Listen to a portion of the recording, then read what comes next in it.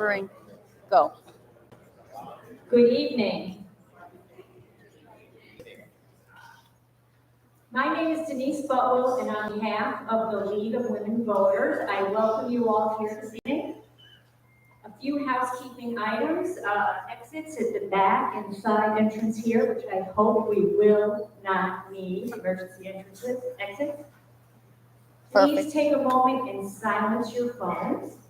And if you need bathrooms, they are out the back of the auditorium and down the hallway to the left.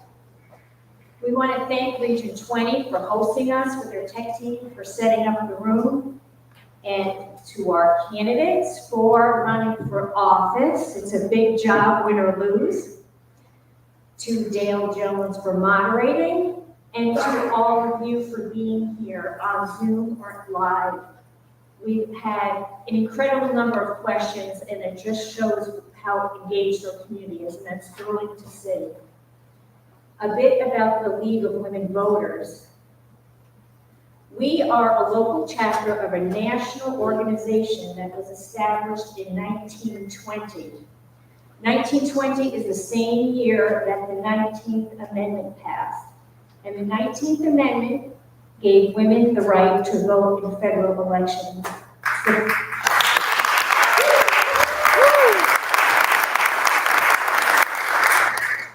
And it's no mistake that the League of Women Voters was established that same year, 1920. It's the very women that were working towards advocating for the passage of the 19th Amendment and lobbying in Washington. Those very women, when they saw that the 19th Amendment was going to pass, pivoted quickly towards registering voters and making sure those voters were informed voters. And today, 105 years later, our mission is very much the same, to increase informed participation in our democracy. And to that end, thank you for helping us reach our mission. So without further ado, I will turn this evening over to our moderator, Dale Jones.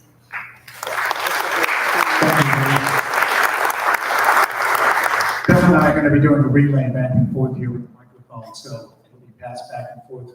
Please bear with us any interruptions in the audio. We'd like to welcome you again here tonight for this debate between our candidates for the office of First Selectman. Running for office, serving in office, these are commitments of time and energies to our town and our democracy. We thank both of our candidates for serving our communities in this way. As with all debates, there are guidelines to be followed for any league debate, allowing each candidate to express their view and facilitate sharing ideas. We thank you, the audience, for not bringing any clothing signs or any other indications of which candidate or party that you support into this discussion space. It helps to maintain a neutral environment and ensure that all the candidates are given a fair opportunity to express their views. Therefore, we're all better informed. Please hold all applause and verbalizations as they answer their questions until the end of tonight's debate. We thank you for that. It gives the panelists more time to finish their thoughts, and we'll keep all the applause and verbalizations to the end. Thank you. Order of candidate responses has been determined by a coin toss. We just had that up here. Denise won the coin toss. She will begin the opening statement. Bill will follow. We'll have the same format at the end. Denise will have her closing statement, and Bill will follow, and Denise will answer the first question coming up first as well. Timers will hold up signs down here indicating how much time the candidates have left. Their opening statements are 2 minutes in length. Closing statements are the same. They will have 90 seconds to answer each question. Each question will be given to both candidates on our stage. Following their 90-second answer, there will be a 30-second rebuttal time and then a 30-second follow-up. So 90, 90, 30, 30, and our timers will keep track of all that.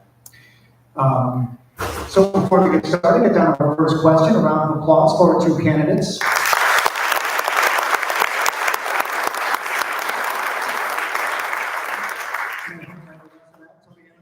Thank you.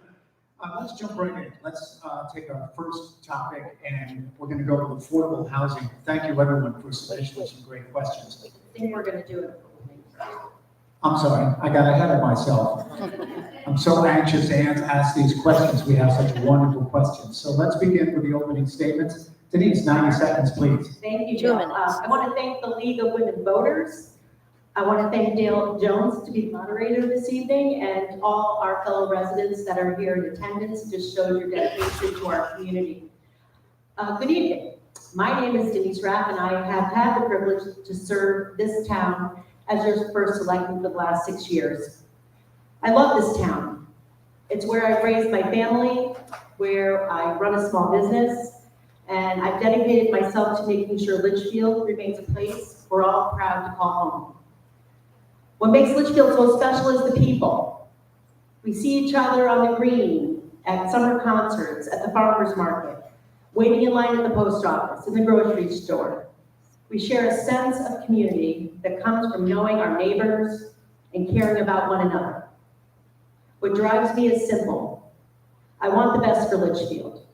Whether it's supporting our seniors or our veterans or our first responders or creating opportunities for our children or helping local businesses thrive, my focus has always been on keeping this town strong, welcoming, and connected.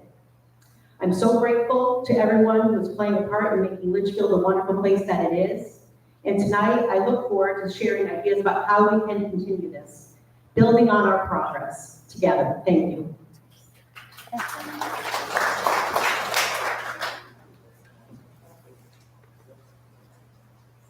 Good evening, everyone. I'm Bill Zampaglione, and I also would like to thank the League of Women Voters and Dale for serving as moderator. I'd like to thank you all for the opportunity. I'm proud to call Litchfield County my home. For over 40 years, I've had the privilege of taking part in shaping more than 100 projects, both new and historically significant. Those include the Tappan Reed Law School, Litchfield Historical Society, the Community Center, and many others throughout Litchfield County. And they stand as a true testament to teamwork and the success that's possible when people come together in collaboration. They're just part of what I hope will be my legacy. My children and my grandchildren, some of who live in Litchfield, are my true legacy. They and my wife and the love for our community are why I'm running. I've spent a career bringing people together successfully to turn ideas and visions into reality.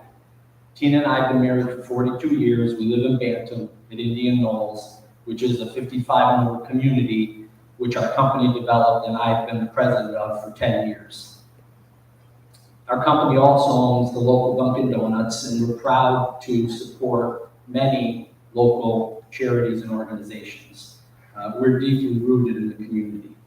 I'm running because I believe that we can do better. We need to stabilize our mill rate.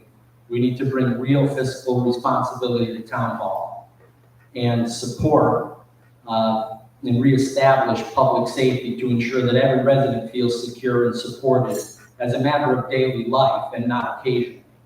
We also need to preserve local zoning by keeping decisions about our town right here in our community and not in Hartford. Those who know me know that I get the job done with integrity, transparency, and accountability, and I'm not here to divide us by party. I'm here to unite us, Democrat, Republican, unaffiliated, around one shared goal, a stronger, safer, and more prosperous Litchfield. Thank you. We're going to get the first question. You don't hold anything out. Again, we'll ask you to please hold all applause, and we can save it till the end of the closing statements. Now we'll get into our questions, beginning with Denise. And again, I was anxious to jump to this one because it's an important one for all of our communities, affordable housing, and we got several questions about that topic. So Denise, your answer first. Litchfield has been a very difficult town to draw in a younger population due to high property values. Can you talk about your plans to have affordability for this population sector, affordable housing, please? Thank you, Dale, for the question. So when the American Rescue Plan money was presented to the town of Litchfield years ago, one of the priorities we put towards the ARPA monies was for affordable housing. So we gave $105,000 to Litchfield Housing Authority so that they could build 8 units of affordable housing, non-age restricted, which is in the process right now of going through planning and zoning. Affordability is an issue. Absolutely. As well as the 19.3 acres on Torrington Road that I'm currently working with the state to receive back, that was originally dedicated for the spot for the courthouse.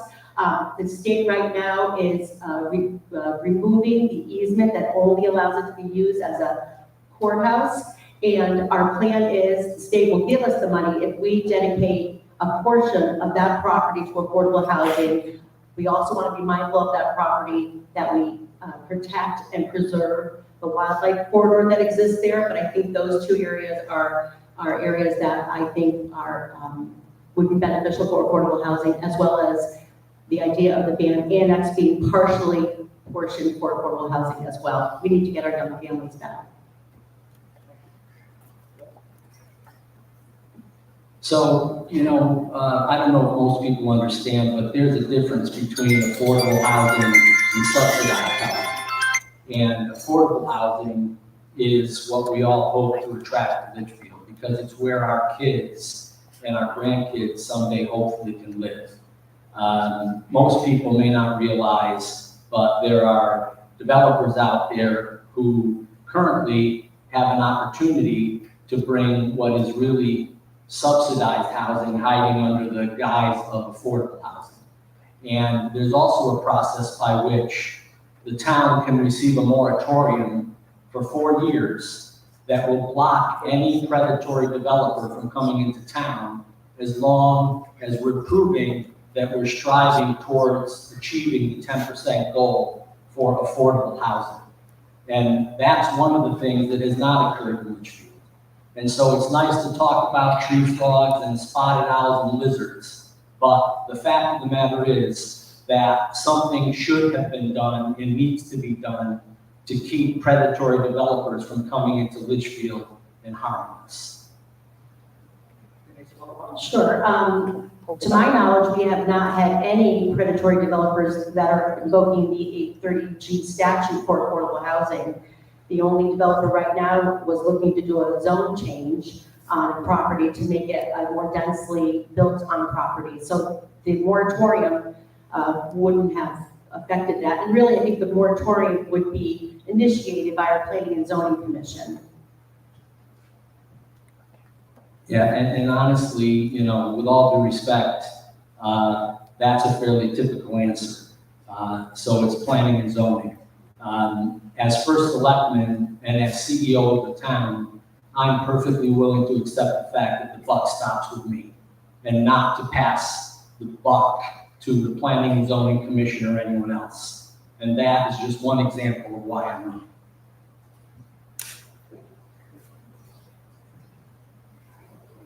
All right, thank you. Next question, we'll go to Bill first. This on the subject of public safety. Bill, if the town of Litchfield would hire more constables, would they also require town vehicles in order to conduct traffic stops? If so, do you have an idea on what the total cost might be? Salary, benefits, infrastructure, equipment, contracts? Would it be part of a bargaining unit? Your thoughts on that measure? Sure. So, the reason that we have no constables is that when it was popular, it was decided to defund the constables. Okay, and that was just a few years ago. That was a huge issue in the country, right? Let's defund the police. And suddenly people have realized that experiment hasn't quite gone the way they hoped it will, both locally, statewide, and nationally. Additionally, there's this Police Accountability Act that occurred in the last few years, which really effectively puts handcuffs on the police more often than it does on the criminals. And whether people want to realize it or not, that has become an issue in Litchfield, okay? And my plan is to bring back constables, to get things back to the way they used to be with community policing. And will it cost money? It absolutely will cost money. But right now, we spend 4% of our yearly budget on safety and police, okay? 4%. The average for towns is somewhere between 12 and 17%. And so if people wonder why we are getting what we're paying for, that's exactly why. So I'm not going to throw numbers out at you and pretend that I know exactly what it will cost, but I will tell you I trust the people of Litchfield enough to know that if the cost justifies the result, they will be willing to pay the cost. Thank you. So in '22, when our constables retired, the entire Board of Selectmen, including Republicans and Democrats, analyzed the cost due to the police accountability bill. What extra would it cost to continue the program, or would it be more cost beneficial to have another resident trooper? The Board of Selectmen unanimously, over the last, my 2 terms, have voted to move forward with a resident trooper program. In the last budget year, we added a 3rd resident trooper. Unfortunately, the state of Connecticut has not been producing enough graduates in order to fulfill our request. So we are now again looking at the constable program. I know it's about $200,000 per constable.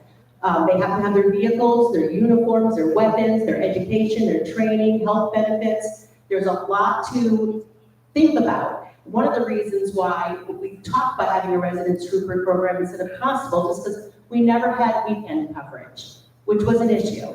Also, if a constable gets injured, which they did, they were out for 5 months, they do not have a replacement. Unlike the resident trooper program, we have our resident trooper Jim Home right now is out on an injury for about 5 months. We, within 2 weeks, got another resident trooper to cover our town. So I think that's very important to analyze, and I do want to make sure that people in Litchfield feel safe, and if the people will support a budget that adds constables, I am for it. Thank you.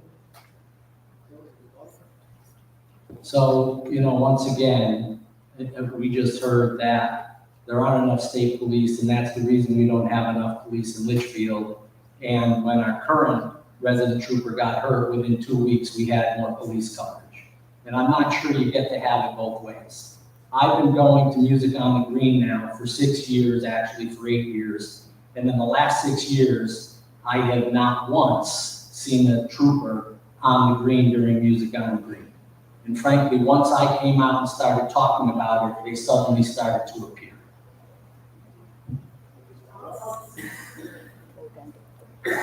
I'll just add,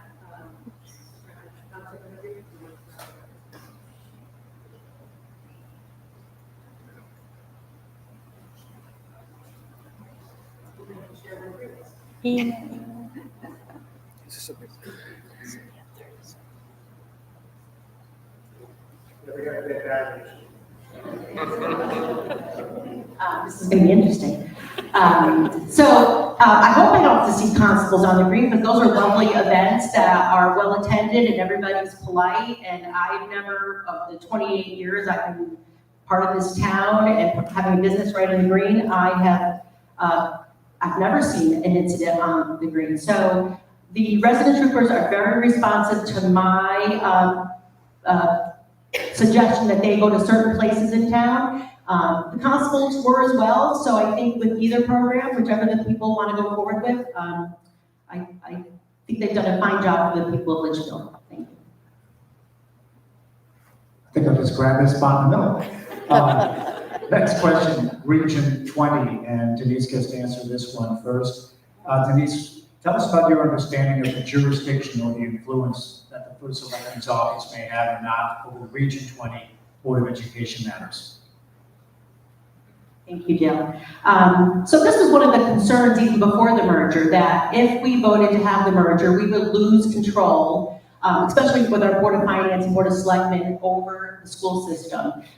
The merger was passed by the voters, and now we are in a situation where the people who we have elected to serve on our Board of Education are the people who are responsible for the budgets, and they're responsible for making sure they oversee the superintendent. So this has been a very challenging year for me, knowing that I had a lot of information about the school system.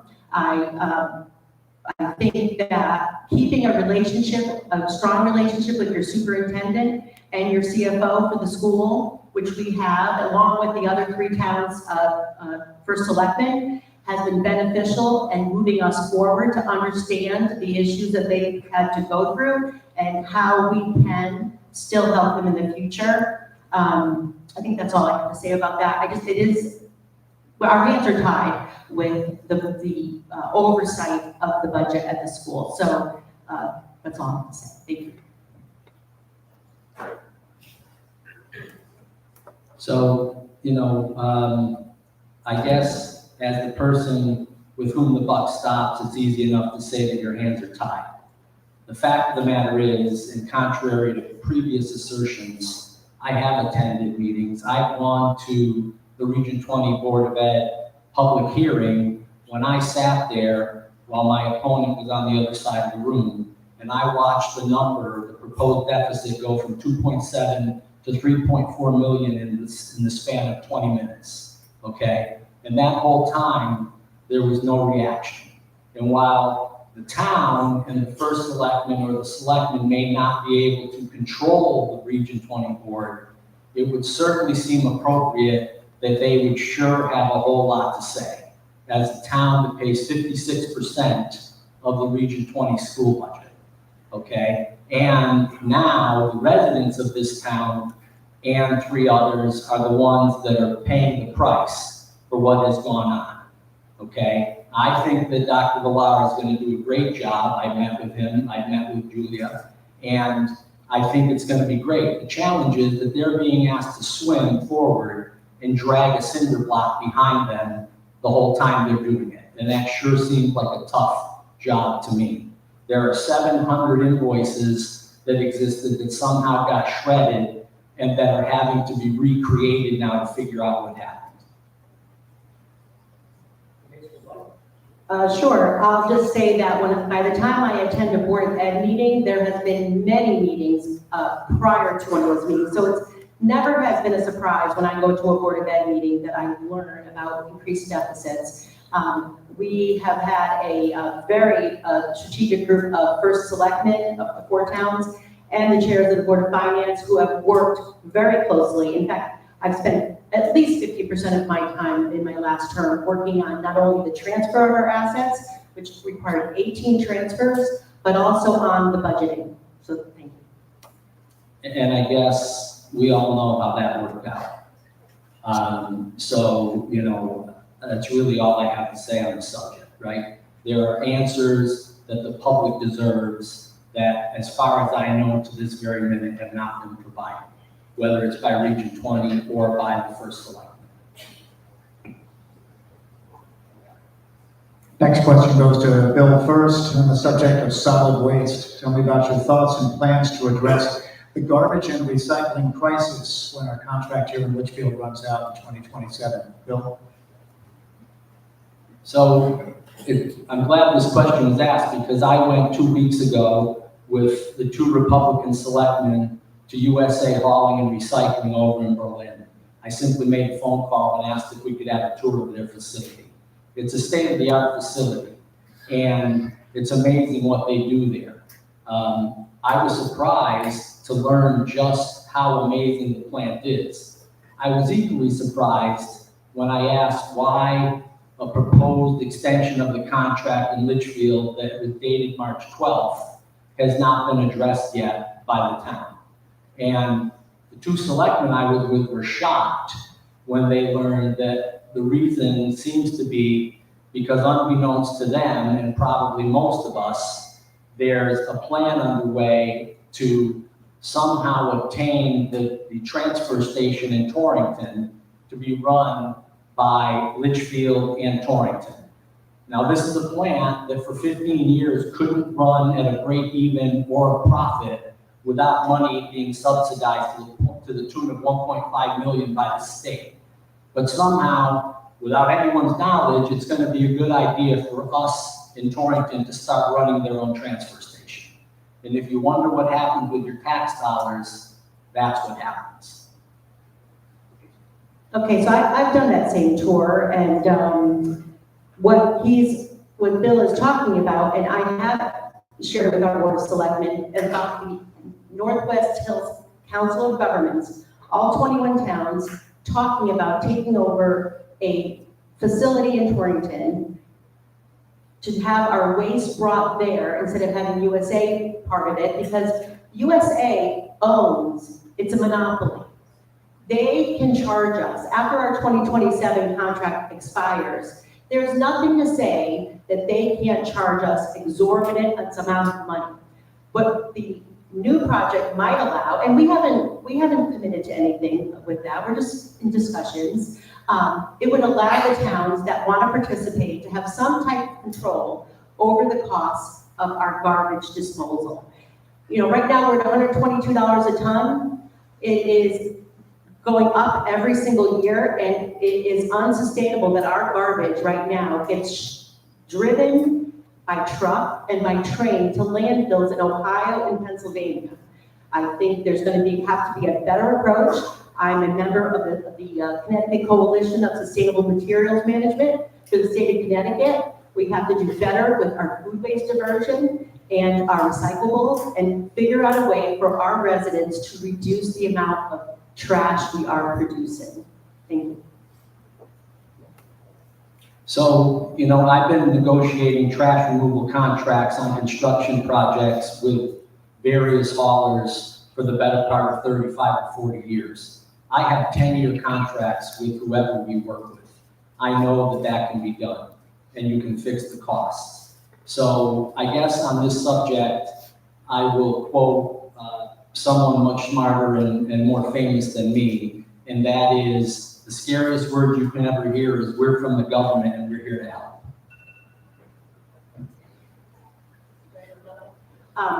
I'll just say the contract we have in play right now, I negotiated it. It's good till 2027. And Eric Frederickson from USA Hauling, the owner, has said at any time we can pull the trigger and initiate that new contract. Thank you. Our next question, right down the road from here, Denise, you do this question first. Could you tell us about, first question this time goes to Bill. No, it is Denise, I'm sorry. Tell us about your vision for the Bantam Annex. What state ideas you would steps to bring that vision to life? Denise? Thank you, Bill. So the Bantam Annex has been looked at now for a few years. We had a facilities review committee that went through the building, did existing spaces, and trying to figure out what the best future purpose is of that building. Because right now that building costs the town about $150,000 a year. We have a great post office in there, which we would want to keep. But as of late, the facilities committee wanted to suggest making that into workforce housing, which I'm supportive of. I also was interested in having a municipal daycare that we would give a very good rate to somebody who wanted to run a daycare so that our families that are here in town can have a lower daycare cost. I think that's a great way to attract families. Unfortunately, as of last week, the Bantam Planning and Zoning changed their zoning to have that building be municipal use only. So that kind of ties our hands, and that we can only have 4 affordable housing apartments in there. Or we have to commit, what the committee has said, $15 to $20 million to bring it up to code, which I'm not at this point ready to ask the taxpayers to do that at all. Abandon the property or knock it down, as others have suggested. So I prefer to have affordable housing, workforce housing there. I think it'd be great for our first responders being so close to the Bantam Firehouse. And they're telling me that's my time, but thank you. So one thing I know for sure doesn't need to happen is another study, okay? If we had $100,000 or so for every study that's been done, we'd probably have $1 million more to spend on the annex, okay? And we have nothing to show for it at this point. I've been building and remodeling and repurposing buildings for 40 years. And to sit here and say that we've had studies, absolutely true. The fact that the town or the borough of Bantam was pushed to the point where they felt they had no choice but to change their zoning regulations is kind of sad to me. And I watched as our first selectman spoke last week and said, if you pass this, you're going to be tying the hands of Litchfield. And the implication to me was somehow Litchfield is different than Bantam, okay? Litchfield is Bantam, Bantam is Litchfield. Northfield, all of Milton, East Litchfield, we're all Litchfield, okay? And that's part of the reason I'm running, is because we have boroughs and villages that feel as though they've been the redheaded stepchild to Litchfield for too long. My point in saying that is that because we haven't met a 10% threshold of affordable housing, that we are subject to a statute called 8-30G, that a developer can come in and override that ban on planning and zoning, which I didn't want to have happen. I want the town to be able to dictate what the future of that building is. I think it would be great workforce housing. I think we have lots of businesses in town that have moved away, especially in Bantam, can't get people to work. Actually, in Arethusa too, can't get employees to work because they have to live so far away. So once again, and with all due respect, we just heard in the what amounts to half an hour maybe, that, you know, 830G was not an issue and a moratorium was not necessary. But now, if we had a moratorium, we could stop predatory developers, okay? So this to me is one of the reasons that we need some change, okay? You can't have it both ways whenever the narrative doesn't suit. Thank you. Next question about leadership style. Bill, you answer on this one first. How do you define transparent and effective leadership? How would you ensure open communication between town government and residents? I mean, it's really not that complicated, right? When you're a leader, your job is to be the one running in front of people and, excuse the term, willing to get shot full of holes, okay? Because if you're not the one that's willing to do that, then it's pretty difficult to get people to follow you. And that's something that I've been doing for years, and it's not because I invented the concept. It's because I've been blessed to work for a couple of people in particular who showed me that example. And you build a team, you enable and you empower your team to do what they know how to do, and then you get out of the way and support them in their efforts. And that's what I've been doing now for 25 years. I'm not gonna say I've been a leader for my entire 40-something years. But when people know that you will protect them and that you will always be there no matter what happens, they will run through walls for you. And that has been my experience. And, you know, contrary to what people might think, I'm a bright enough guy to talk to some people, and I know that that concept is foreign to what's currently going on in our town, okay? There are times when people, when questions are asked and the answer is pointing in different directions, but never this way. And the job of the leader is to point the finger at yourself when there's a problem. Thank you. Well, that's not been my experience. I think I'm a good listener. Like Bill, I trust when we hire somebody to be professional, that I let them follow through with every project that they're working on. My door is open so that if they do have questions, I'm always welcome to work with them to come up with solutions. As far as transparency and communication, I think he asked about as well. So in 2019, when I first started, I created the Town of Litchfield Facebook page. I created the Town of Litchfield Instagram page. I started Zooming after COVID. Well, we did Facebook Live before COVID, but once COVID hit, since then, every single Board of Selectmen meeting has been on Zoom. I want people to participate in our meetings and have public comment. I want to listen to what, without a time limit, what they have to say, what their concerns are, and work out a way that we can make this town better for everybody. I have had employees, in my small business, the Village, I've had employees for, 28 years now, and I think, and I'm proud that so many of them have been with us for almost all of those 28 years, and I think that has something to do with my leadership style, that I trust that people are going to make the right decisions, and if they need assistance, I'm ready to help. Yeah, so I can't dispute anything that my opponent is saying about her business. I know it's a great business, and we have businesses as well, and we have happy employees as well. I can only go by what I hear and what I see. And I see issues with, for example, we have a public works department where the director of public works, I'll get into that with another question.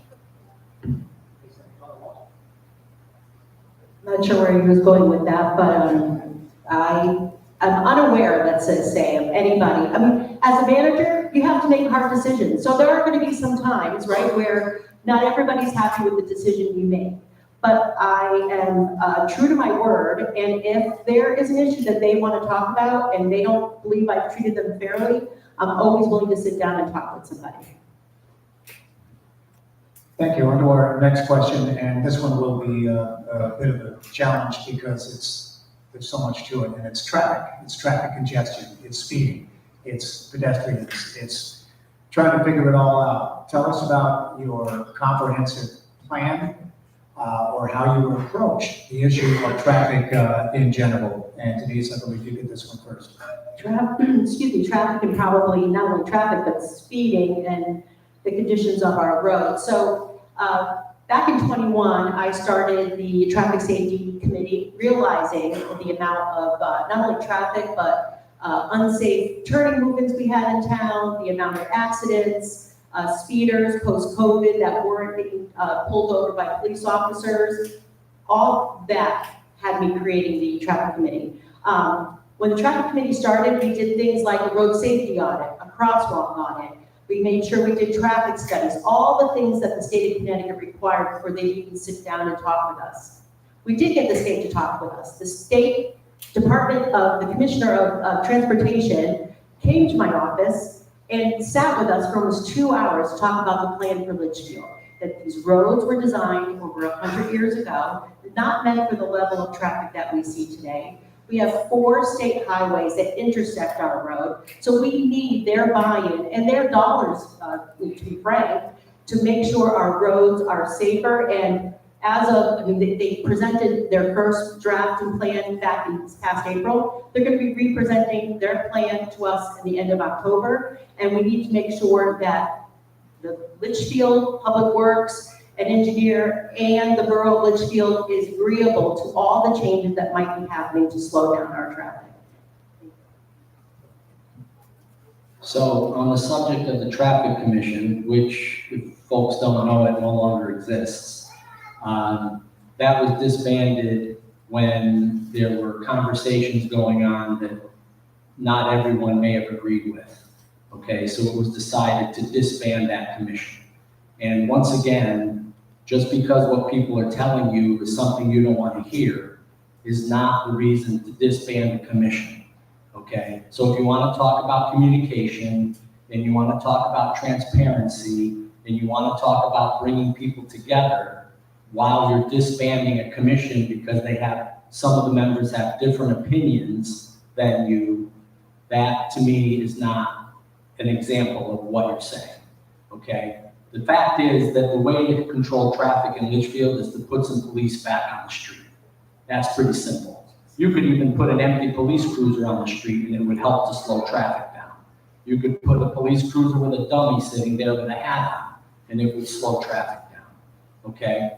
None of that has happened, except for this past Friday when coincidentally, once again, it was as though the state police descended on Litchfield and suddenly out of nowhere, we had 6 or 8 cruisers pulling people over as if they were getting commissions for doing so, okay? And that worked great for 3 or 4 hours, except people sent out messages and behaved. And the next day, they were right back to doing what they're doing. I'll say that we have had a project going on with 4 other towns where our resident troopers band together and go town by town once a week and do a blitz. This is what the people want us to make sure that the roads are safer and that we're getting speeders, and that's what they're doing. We've already done it multiple times before. So last Friday was nothing new. We've been doing it for months now. There was one other thing that you had said about Oh, the traffic committee. So the traffic committee, So, once again, right, that was a great solution for 4 hours last Friday. It does nothing to solve the permanent issue that we're all dealing with. And if you want to rest your laurels and feel good about what happened last Friday and somehow think that that's a solution, then I guess that's what you do. All right, next question, getting on to taxes and spending. Bill, to you first. Looking forward, what would you do to increase the grant list, keep the mill rate from increasing, and roll the budget in line? So there's property that exists in Litchfield proper that is perfectly right for development. And just to set the record straight, yeah, I'm a real estate developer and a builder. I have absolutely no interest in developing real estate as a business in Litchfield. So those people who might think, I want to put a super Walmart or a big box store somewhere in Litchfield, I will dispel those rumors right this minute, okay? I'm looking to do small businesses, light manufacturing, high-tech businesses, and what we need shovel-ready, which is a term used by the state of Connecticut, that when a town comes to them and shows them property that they are willing to put into a shovel-ready program, they will get behind fully and provide money for the infrastructure necessary to make that happen. And that's just one other thing that I have heard no talk of in Litchfield, okay? We understand that those things aren't gonna happen on West Street, they're not gonna happen in the historic district, but there's a tractor supply, whether people know it or not, down on 202 that is in Litchfield. There's acreage behind it and near it that is in Litchfield, okay? There is acreage in other places that are Litchfield.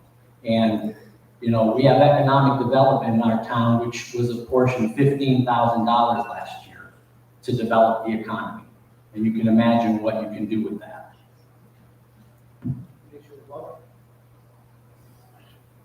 can you just repeat the question again? Just so I'm clear. This is not a rebuttal. Mill rate taxes and spending. This is a full 90. All right, so the mill rate over the last 6 years, 5 times it's been able to be dropped. And I think some of that is due to a increased grant list, and I'll appropriate that towards what our Economic Development Committee has done with the Visit Litchfield CT marketing campaign that was launched early on in my first term to attract businesses to want and find Litchfield as a home. I think I follow the POCAD, the Plan of Conservation and Development, pretty closely. That was adopted by the town in 2017. They wanted to make sure we take a slow and steady approach and being thoughtful about making sure the character of our town stays the same, but without looking at not denying opportunities for developers. The property behind Tractor Supply, I'm fully aware of, and there was a developer that was looking to build smaller homes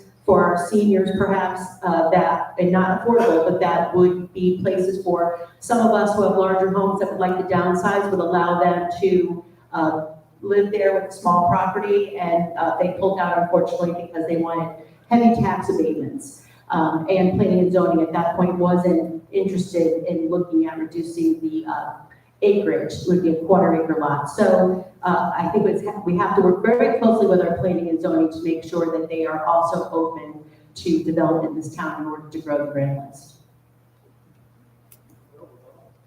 So whether people know it or not, the top 4 employers in the town of Litchfield are either government or not-for-profit and don't pay taxes. The next 2, so numbers 5 and 6, are grocery stores. And that's what we have right now in Litchfield for tax income for commercial property.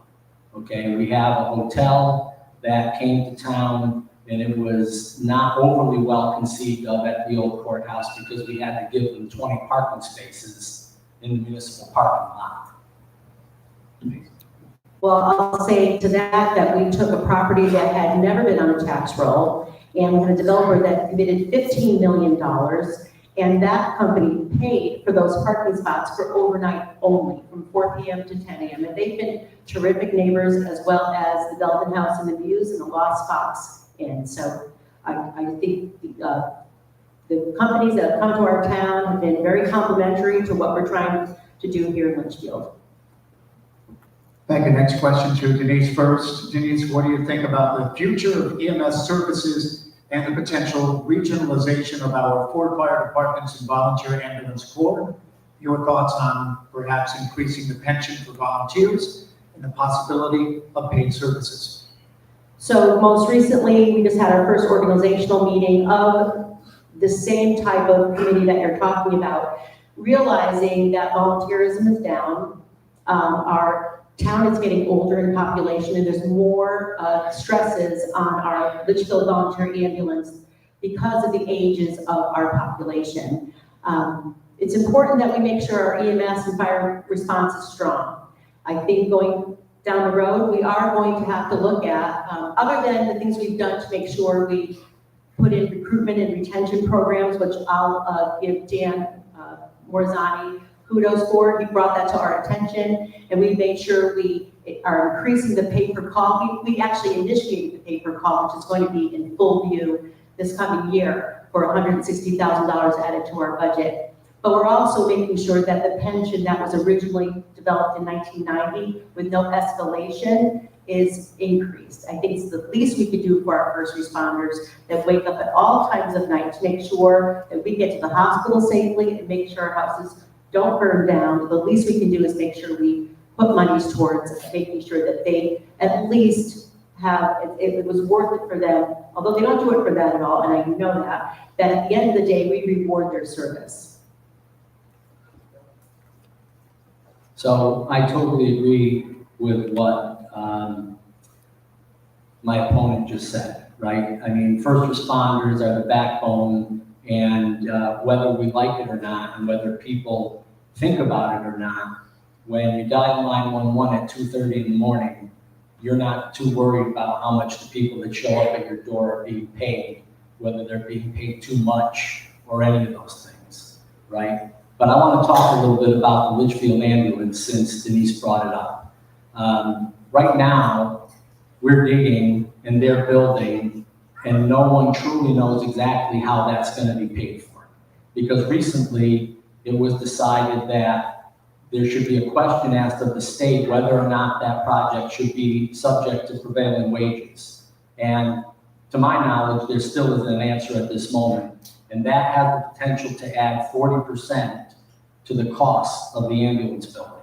And if that comes to pass, someone's going to have to pay that price. And I'll let everybody here and who's watching guess who that will be. Well, there's no doubt that our town needs a better facility for our Litchfield volunteer ambulance. It's in a 2-car garage, which is always in need of maintenance and work. I think we were doing our due diligence to make sure that the project that's being built by LVA, because they got a $500,000 grant from the federal government, and they have a private lender that's helping them build the project, that expects to get the money back after the building's done. Either way, the town of Litchfield needs a facility to support our Litchfield volunteer ambulance to make sure that as our needs grow, our facility is going to be well prepared. Once again, I agree 100% with everything that my opponent just said.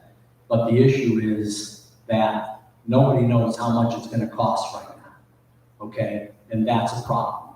And that's just a very common theme throughout our town right now, okay? It's called reaction, not being proactive and planning and knowing how much the key to your front door is going to cost before you start putting the concrete in the ground.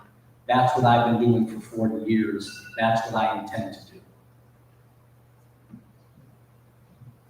Next question goes to Bill first on the subject of speed cameras. Are you in favor of using speed cameras in town? Why or why not?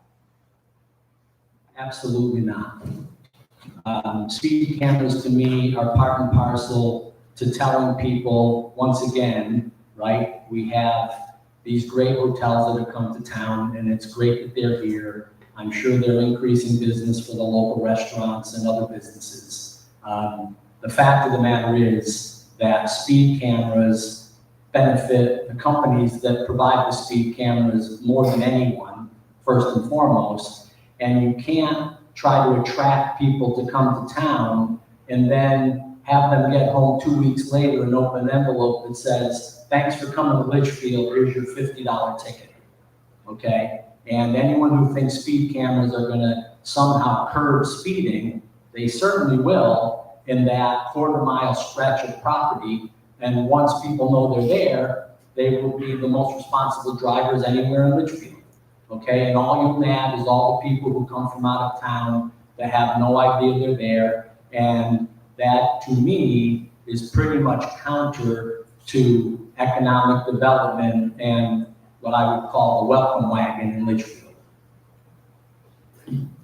Sure. So one of the last suggestions of the traffic committee was, after they interviewed 4 different speed companies, was to give it to the Board of Selectmen to look at the idea of speed cameras.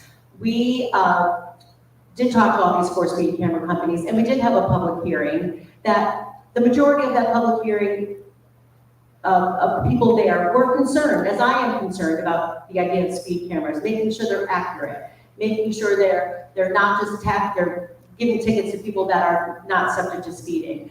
Some areas though that I think, after the public hearing, we said you were going to sit on the idea of the cameras because we wanted to see the other towns around us that had initiated it already. How did it roll out? What were the pros and what were the cons? And I've been in constant conversation with Jim Britton from the town of Washington about what it is that's happening there that he would do differently or not.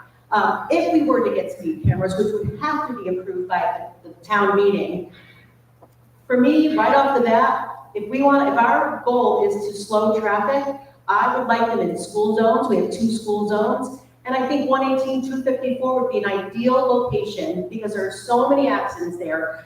Until the state of Connecticut can come up with a solution to make that area safer, if the speed cameras are accurate, and we have to make sure that's the case, I would be in favor of having speed cameras in that location. So, I hear a lot of ifs, right? And ifs are great, but ifs don't get things done permanently. The solution is one simple word: police.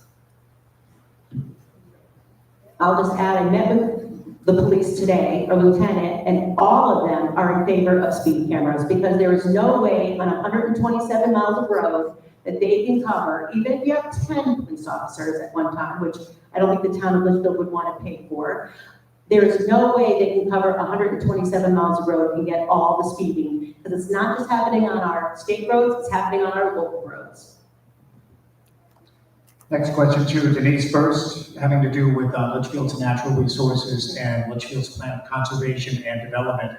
How do you plan to protect Litchfield's natural resources, including farmland, open spaces, water quality, promoting responsible growth through your administration and the plan of conservation and development? Well, I think in the 2017 adoption of the POCAD, that was something that was very strong and supported. And I am also in favor of making sure, as we develop our plan of conservation and development, which is going to be starting next year, that we are mindful of the importance of making sure we preserve our natural resources. When I took office in 2019, I reestablished a $10,000 grant to the Bantam Lake so that they can make sure that that lake stays healthy. I'm also fully aware of making sure that we protect our wildlife corridors and our wetlands, making sure that we protect all we value here in Litchfield and why people come to visit us here, because we do protect our properties. We don't want to be overbuilt. I would rather have less tax income and have more natural spaces and that people can enjoy, like we have at White Memorial. I would rather preserve that, and I think that's going to be something I'm going to strongly support in this next term in the adoption of the POCAD. So I agree, obviously, that it is very important to preserve open space and the environment. The challenge is that you have to find a balance.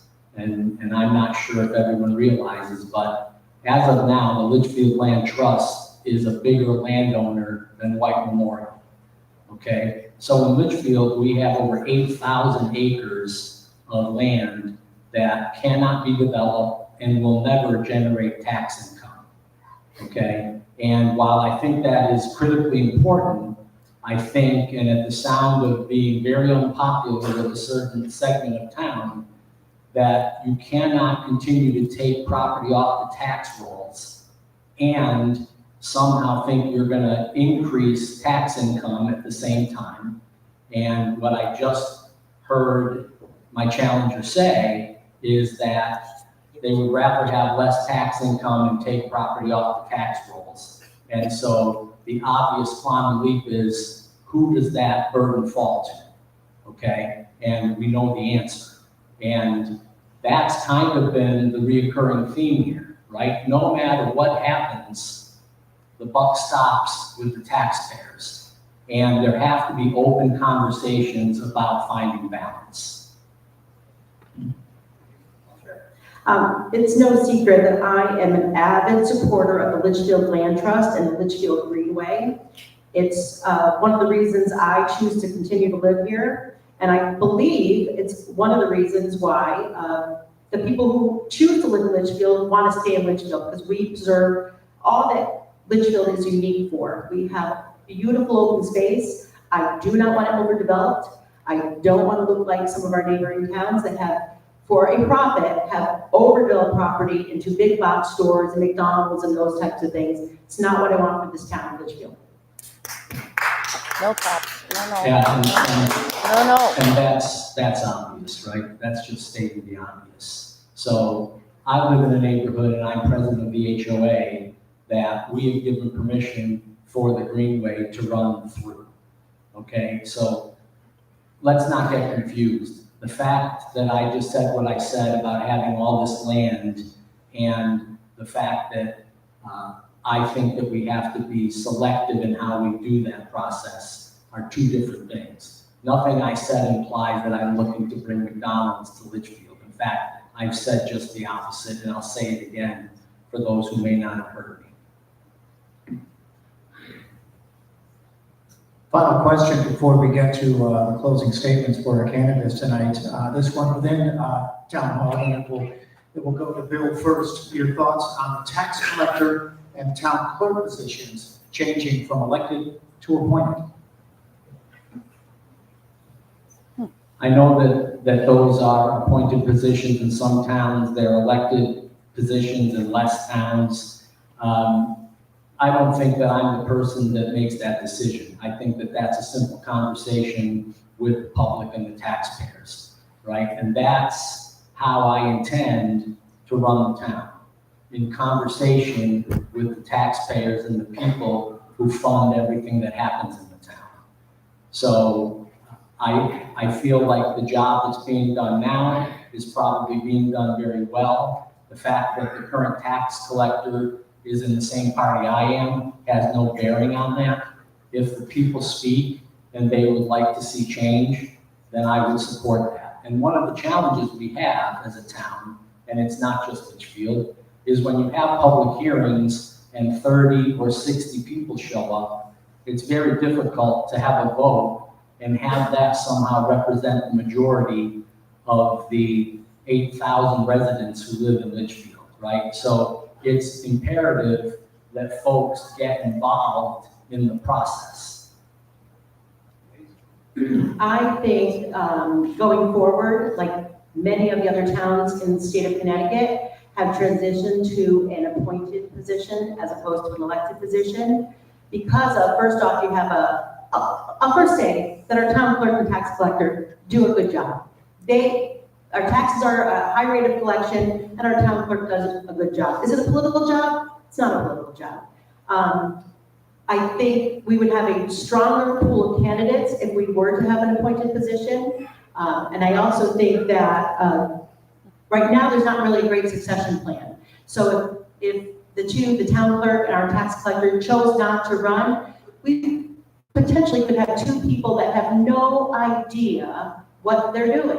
So having a pool potentially of people that have been trained to be a town clerk or tax collector, I think would benefit the taxpayers of Litchfield and the residents of Litchfield. But also it just comes down to having a town meeting where people can discuss and debate the topic. The Board of Selectmen, I'm sure, certainly will do that as well, to see what is most beneficial for the town in the future. Go fast. Yeah, I don't disagree with that, right? That's a perfectly sound plan.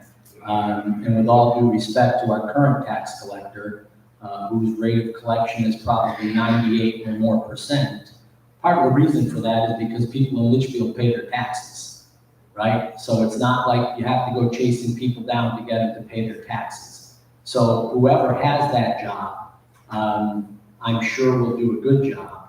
But I get leery about appointed positions when that may not always work out so well, depending on who's doing the appointing.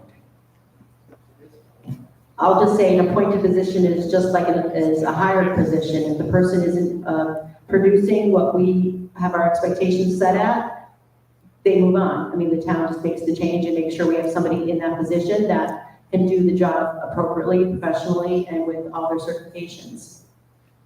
Thank you, Denise. For that, we will move on to closing statements. And as we did with the opening statements for our two candidates, Denise, 2 minutes, please. When I first stepped into this role, I made a commitment to lead with respect, transparency, and focus on what truly matters, the people of Litchfield. Together, we've strengthened the town's finances, we've modernized local government, we've improved our roads and our infrastructure, we've expanded our park and recreation programs and facilities, we've expanded our social services for our most needy residents, and made our community more accessible to all. We've also celebrated new energy in our local economy, welcomed new small business, and created spaces for art, for culture, and connection to thrive. But progress doesn't just happen. It takes teamwork, listening, and steady leadership. Qualities that I've brought to every decision and every challenge, whether it's supporting our seniors, preparing for the future of an emergency service, or planning smart growth that preserves the character of our town, I've always put this community first. Litchfield is strong because of its people, because of the volunteers who step up, and the neighbors who help each other every day, and the families who keep believing in what this town is and what this town can be. My goal has always been to make sure your voice is heard and your needs are met, not just today, but for the generations that are going to come after us. And as we look ahead, there's still more to do. We need to keep on investing wisely. We need to support our schools and protect what makes this town unique, and continue to build the balance between tradition and opportunity. I believe that with experience, collaboration, and heart, we'll keep moving Litchfield forward in the right direction.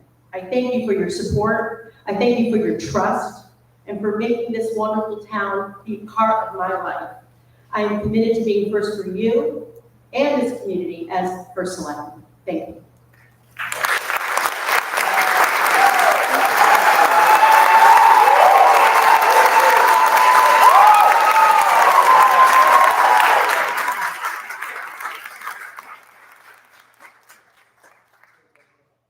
Okay, so I think a lot of what my opponent just said is very appropriate, right, and heartfelt.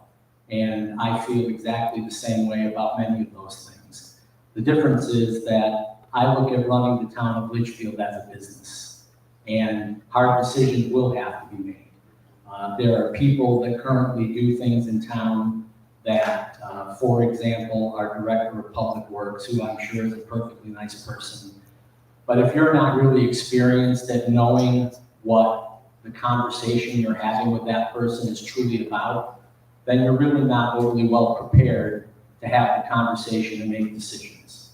And so what happens is things happen that you end up saying, well, I didn't really know that that would happen, or we better go find out what happened, okay? And that is a theme that has been pretty president for 6 years, with all due respect to my opponent. I want to build a team that works hard together on behalf of Litchfield. I want to listen to everything that all the residents say. I am completely not concerned about what party any resident who has an idea or a concern comes from. And I want to be accepting of everybody and their ideas. I've made a career of making things happen that people have told me could not happen at all, or could not happen for the amount of money that it had to happen, or could not happen in the time frame that it had to happen. And I have relished the opportunity to prove people wrong for a long time, okay? And that's exactly what I intend to do on behalf of the town of Litchfield when I'm the first selectman. And I thank you all very much.